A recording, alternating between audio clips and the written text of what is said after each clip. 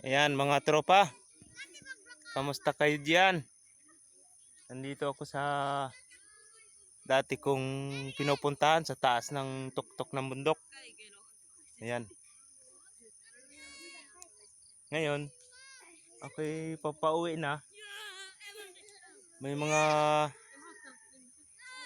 naging kasabay ako mga bata. Ito ay pupunta sila sa paaralan. Ayan. Madami rin sila na nanggaling din doon sa baba. Malayo-layo na rin. Puro puro naglalakad lang sila. Kaya mga katropa,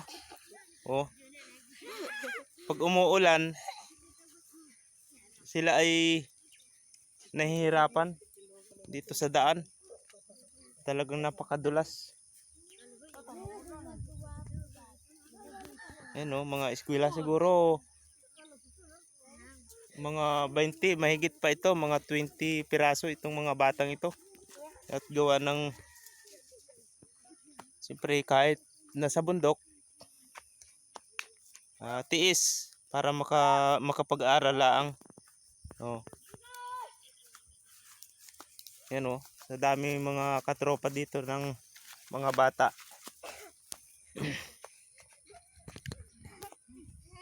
Mautay na rin.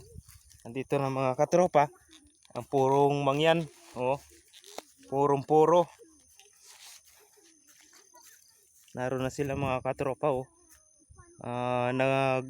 nagmamadali sila dahil lang oras ay konti na lang.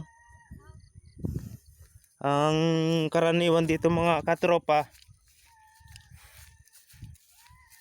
alas 8 ang time ng school.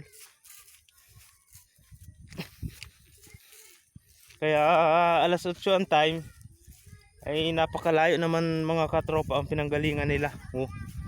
Yun na sila.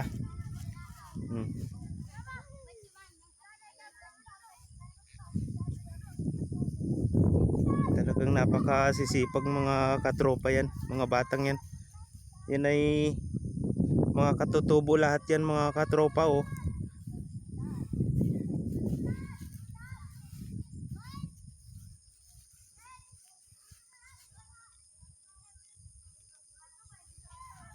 Sige mga katropa, salamat. I-comment lang ninyo ito katropa. Tulungan natin itong mga katutubong ito. Thank you.